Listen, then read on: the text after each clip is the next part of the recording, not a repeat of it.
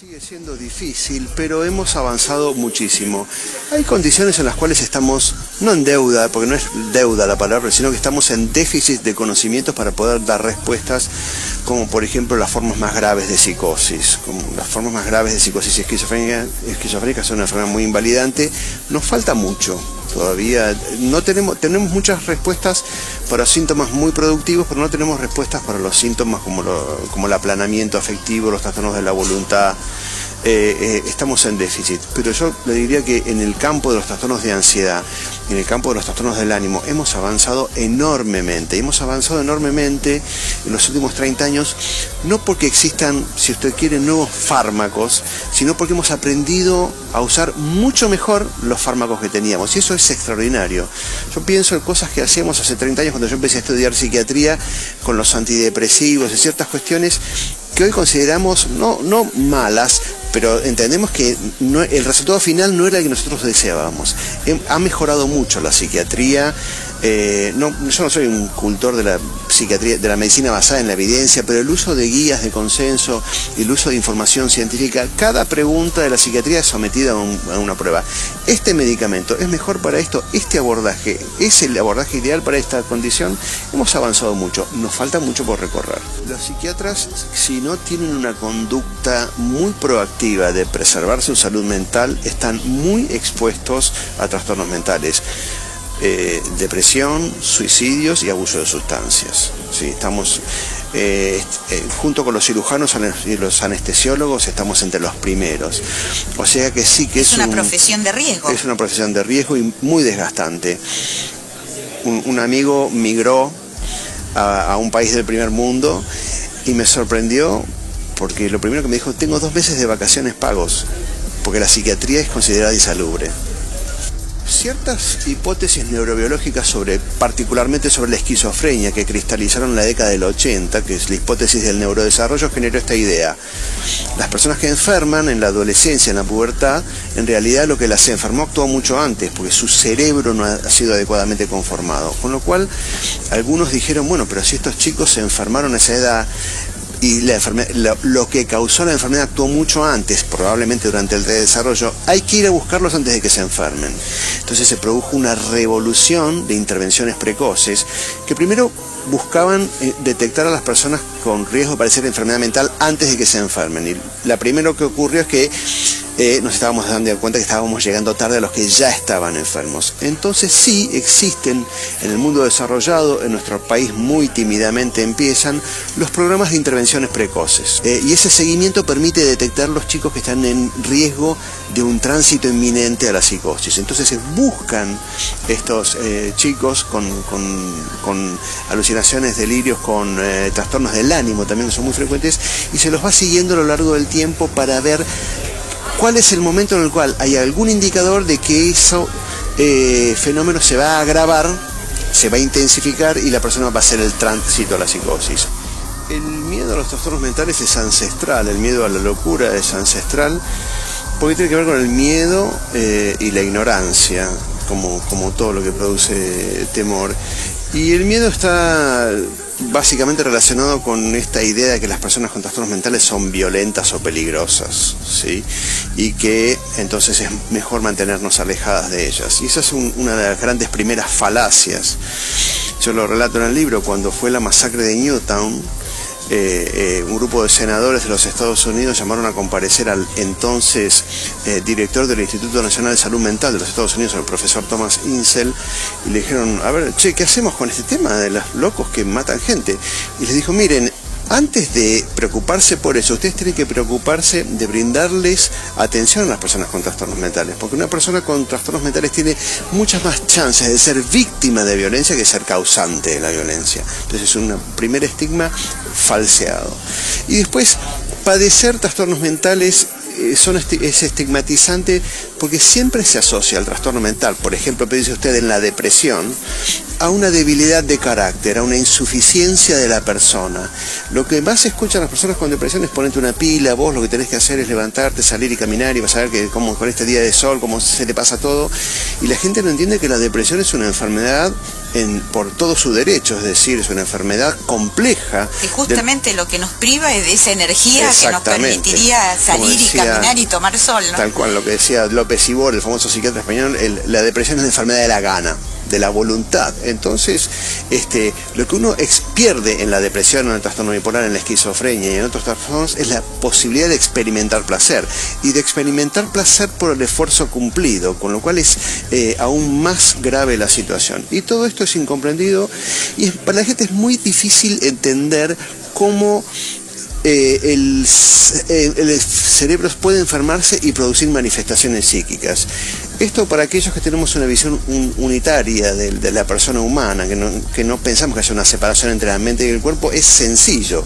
Hoy en día yo uso mucho el término manifestaciones psicobiológicas para entender que es como son las dos caras de una misma moneda. Por un lado está la neurobiología que subyace a eso, y por otro lado como el procesamiento de esa información que llamamos psicología. Entonces es bastante difícil de explicar esto. Este libro resume, yo diría, casi 30 años de charlas con pacientes, donde trato de explicarles por qué me deprimo, doctor. Bueno, las causas son complejas, tiene que ver con el estrés, tiene que ver con los genes, tiene que ver con lo que ha ocurrido a lo largo de su vida, y de qué forma el cerebro se enferma y produce los síntomas. Eso es lo que tratamos de explicar en todo el libro. Pero fundamentalmente la idea, yo aspiro a que esto sea un libro de divulgación científica sobre lo que es la ciencia o la medicina psiquiátrica, para que la gente, para el público general, conozca y sepa un poco más de un tema ignorado y rechazado. El hecho de separar la mente del cuerpo es otra dicotomía falsa.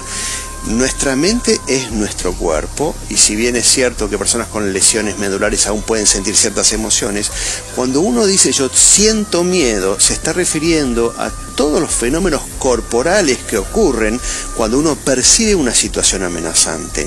Entonces, le diría que no hay mente sin cuerpo tampoco, sin manos, sin pies, sin corazón fundamentalmente, ¿no? Sí. Recuerdo alguna vez un neurocientífico que hizo un experimento con el público en una sala y decía, sonrían, incluso el propio gesto de sonreír opera también una transformación en nuestro estado de ánimo, ¿no? Sí, hay un fenómeno muy raro que es personas que se han aplicado mucho Botox en el rostro, que congela las expresiones, notan cierta dificultad para sentir sus propias emociones. A tal punto está unida la mente con el sustrato biológico. La depresión es una enfermedad compleja y tiene muchos tratamientos psiquiátricos, psicológicos, farmacológicos y de todo tipo, pero uno de los tratamientos que más se está estudiando en la actualidad es la activación conductual, que son estrategias para lograr que las personas que tienen depresión, cuando experimentan una cierta mejoría, puedan activarse conductualmente, físicamente, cognitivamente, espiritualmente, socialmente, y eso tiene un efecto reactivador sobre la función anímica. Entonces, sí, estamos indisolublemente unidos a nuestro cuerpo, somos nuestro cuerpo. Sin embargo, la psiquiatría y la psicología nacen biológicas. Wilhelm Wundt fue un psicólogo alemán que es el padre de la psicología científica alemana, era un científico, casi un neurobiólogo moderno.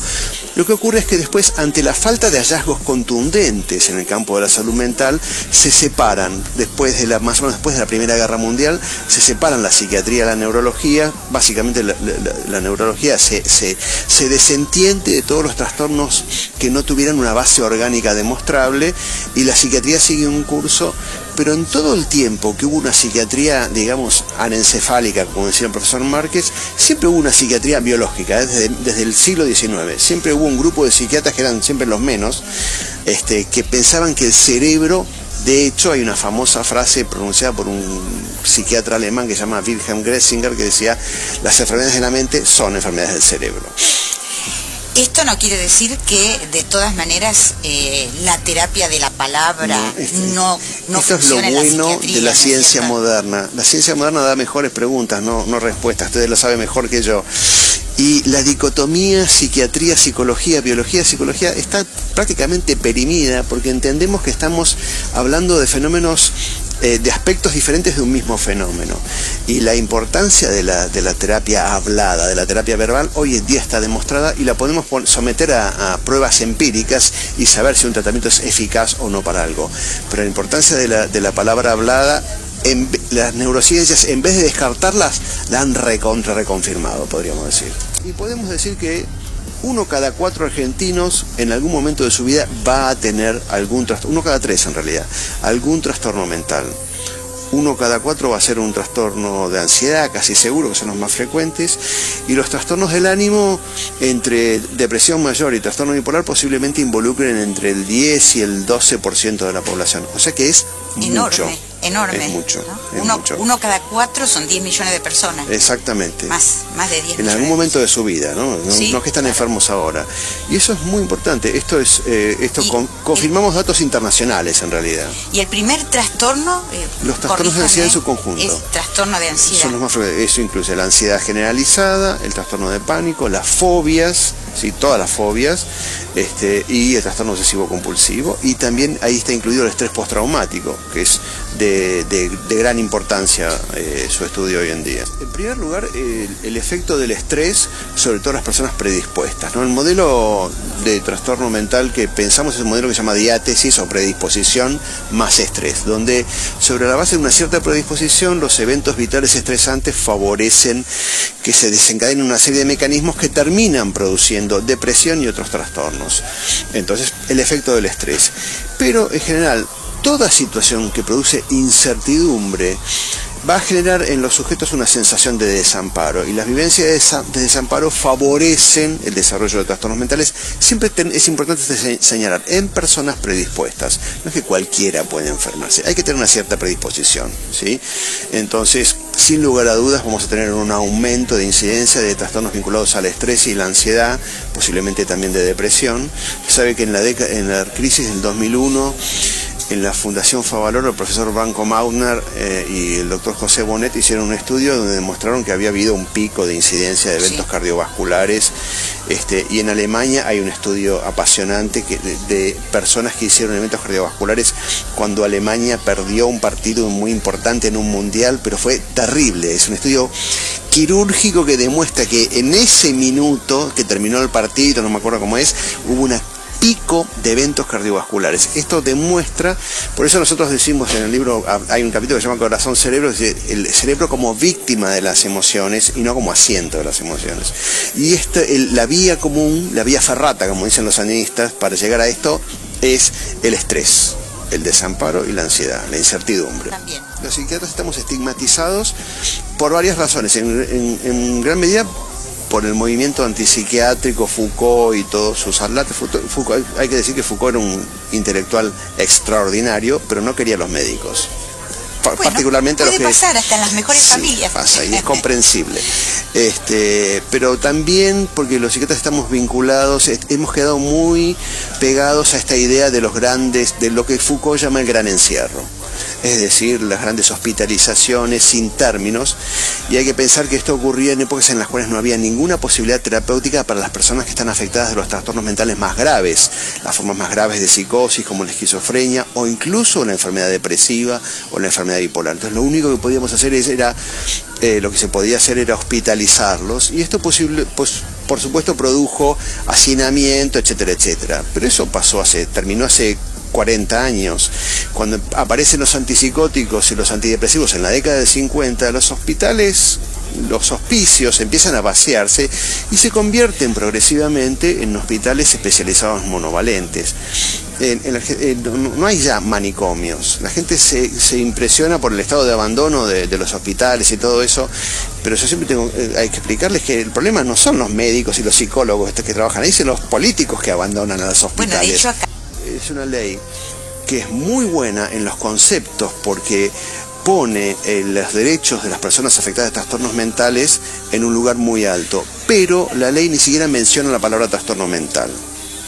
Sí, la ley habla de sufrimiento psíquico. O sea, se hace eco de la estigmatización.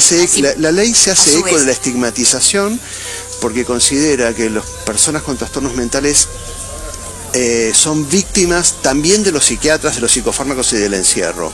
Y es una visión distorsionada. No obstante, el resultado global ha sido favorable para las personas afectadas de trastornos mentales, pero la ley en su concepción no es una ley que ningún psiquiatra le va a decir, ahí estamos felices con esta ley.